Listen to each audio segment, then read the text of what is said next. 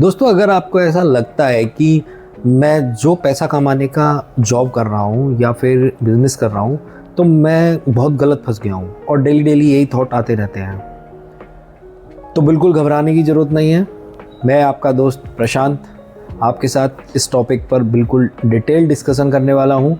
Video के and तक बने रहना और इस वीडियो के एंड तक आपको एक प्रॉपर सॉल्यूशन मिलेगा। करते हैं एग्जांपल से। सपोज कीजिए एक व्यक्ति है जो पैसा कमाने के लिए ऑफिस जाता है या फिर कोई व्यापार करने के लिए जाता है, लेकिन उसके साथ हो क्या रहा है, उसे ऑफिस जाने का बिल्कुल मन नहीं करता है। उसकी खुशियाँ ख़त्म हो गई हैं। अब जो उसका आसपास का जो क्लाइमेट है ना, उसमें उसे क्या फील हो रहा है, उसे लग रहा है कि भाई स्टाफ ही ख़राब है, मैं गलत जगह फंस गया, मेरी तो यहाँ ग्रोथ ही नहीं हो सकती। उसे बस इंतज़ार रहता है यार कब ये ऑफिस का टाइम शाम हो और मैं कब अपने घर जाऊं। एक्चुअली में प्रॉब्लम क्या है, ऐसा तो है नहीं कि सब लोगों के साथ ही ऐसा हो रहा हो। कुछ लोग वहाँ पे भी बहुत अच्छी ज़िंदगी जी रहे हैं, उन्हें कोई फ़र्क नहीं पड़ता, वो अच्छा पैसा कमा रहे हैं, अपना घर परिवार चला रहे हैं। लेकिन इस व्यक्ति के साथ प्रॉब्लम ऐसा क्या है, उस व्यक्ति के साथ ये है कि उस व्यक्ति को रॉन्ग वर्क से जोड़ दिया गया है, जो कि उसे कभी करना ही नहीं था, वो उस काम के लिए बना ही नहीं। अगर उसको उस वर्क के साथ जोड़ दिया गया है तो उसकी पूरी लाइफ पेनफुल हो चुकी है। अब उसे हर एक दिन बहुत भारी लगता है, लेकिन वो उस लूप में फंस चुका है कि वो उससे निकल नहीं सकता। अगर ऐसे व्यक्तियों के साथ देखा जाए तो उनकी लाइफ में ऐसा क्या मिसिंग है या फिर उन्होंने क्या मिस्टेक्स किए हैं। भाई उन्होंने कोई मिस्टेक नहीं किया है। एक्चुअली में वो अपनी लाइफ के डिसीजन दूसरों को संतुष्ट करने में लगे हुए हैं। बस फैमिली ने कहा कि ये करना है तो वो उसको करने लग गए। उन्होंने ऐसा काम पकड़ा ही नहीं जिसमें उनका इंटरेस्ट था।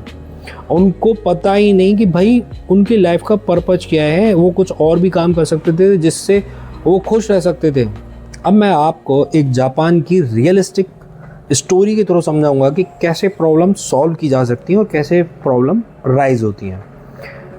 जापान के एक हायर रैंक के गवर्नमेंट ऑफिसर थे। उनके पास पैसे की कमी नहीं थी, उनके पास रुतबे की कमी नहीं थी, लेकिन फिर भी वो अपनी लाइफ में क्या फील कर रहे थे, डिप्रेशन, बहुत सारी शारीरिक बीमारियां। और उन्हें लगता था कि मेरे आसपास जितने भी लोग हैं मेरे ऑफिस में या फिर मेरे ऑफिसर्स, वो सब ख़राब लोग हैं और मैं बुरी तरीके से यहाँ फंस गया हूँ। और इसके चक्कर में उनकी लाइफ बर्बाद हो चुकी थी। अब वो व्यक्ति ने क्या किया, वो गया सीधा साइकोलॉजी के डॉक्टर पर। अब साइकोलॉजी के डॉक्टर पर जाने के बाद उन्होंने बताया कि मेरे पास कोई कमी भी नहीं है और मैं डिप्रेशन और बहुत सारी बीमारियों से जूझ रहा हूँ।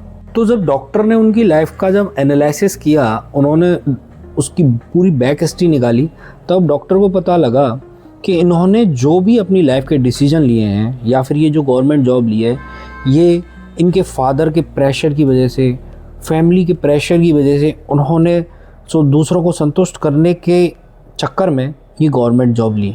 और इस गवर्नमेंट जॉब लेने के बाद भी उनकी लाइफ में हैप्पीनेस नहीं है, बीमारियां हैं, डिप्रेशन है और जॉब में भी उनका बिल्कुल भी मन ही नहीं लग रहा है। अब डॉक्टर ने साफ बोल दिया कि भाई तुम्हें ना कुछ भी करने की ज़रूरत नहीं है, तुम सिर्फ और सिर्फ अपना प्रोफेशन चेंज कर दो, तुम्हारी प्रॉब्लम सॉल्व हो जाएंगी। इस व्यक्ति ने 1 साल के अंदर अंदर अपना प्रोफेशन चेंज कर दिया। उन्होंने अपना कोई व्यापार छोटा मोटा करने लग गए। अब जैसे ही उन्होंने काम बदल दिया, उनका डिप्रेशन ख़त्म हो गया, उनकी सोशल लाइफ इंक्रीज हो गई, हेल्थ सुधरने लगी और उनकी लाइफ हैप्पीली निकलने लगी। अब इंसिडेंट बहुत ही छोटा सा हुआ है ये, लेकिन एक्चुअली में उस बंदे के साथ हुआ क्या ये आप देखना। वो जो व्यक्ति था, जो पहले जुड़ा हुआ था, वो था उसका रॉन्ग वर्क, जिसके लिए वो पैदा ही नहीं हुआ था। हर व्यक्ति का लाइफ का पर्पस बहुत अलग होता है। इस व्यक्ति को जब राइट वर्क मिल गया तो उसे हैप्पी लाइफ मिल गई। इस राइट वर्क को जापान में इकिगाई कहा जाता है और इस इकिगाई के नाम से एक पुस्तक भी है। ये इकिगाई क्या होता है, ये इकिगाई होता है पर्पस ऑफ लाइफ। जापान के लोग इस इकिगाई पर शुरू से ही बहुत ध्यान देते हैं।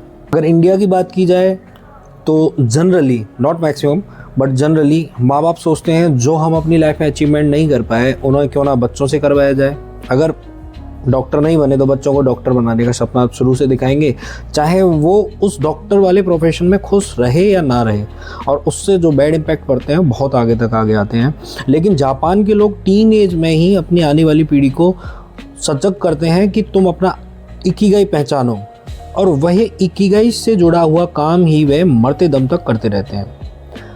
अब हमारा जो गोल है वो है इकिगाई, लेकिन हम इस इकिगाई को पहचाने कैसे? इसको पहचानने के लिए आपको एक बहुत ही इम्पोर्टेंट टर्म समझनी पड़ेगी, जिसे कहते हैं flow state of mind. Flow state of mind में जनरल लैंग्वेज में आपको बताऊं कि ऐसा काम जिसमें हमारा माइंड फ्लो स्टेट में आ जाए, हम थॉट्स से दूर हो जाए। एक एग्जांपल के थ्रू मैं आपको समझाने की कोशिश करूँगा कि सपोज कीजिए ये एक बर्फ़ का बहुत बड़ा पहाड़ है और यहाँ पर एक स्केटर है, इसको यहाँ स्केटिंग करनी है। अब ये स्केटिंग करने के लिए निकल पड़ा है। अब अगर इसने यहाँ पे भी थोड़ी सी भी चूक की तो पता नहीं कब कौन सा इंसिडेंट हो जाए और इसके हाथ पैर टूट जाए। इसलिए क्योंकि इसकी जान जोखिम में है और बहुत स्केटरों को मज़ा भी आता है, तो अब यहाँ पर ये चाहकर भी इसके पास कोई भी थॉट नहीं होंगे। ना तो कोई फ्यूचर का थॉट होगा कि मुझे आगे जाके क्या करना है, मुझे प्रमोशन मिलेगा नहीं मिलेगा, मेरी लाइफ सिक्योर है या नहीं है। ना ही इसे पास्ट का कोई रिग्रेट है कि मेरा डिवोर्स हुआ या फिर मेरा ब्रेकअप हुआ या फिर XYZ, कोई भी ट्रॉमा उसके साथ कुछ भी नहीं है। वो फ्रीली प्रेजेंट में जी रहा है।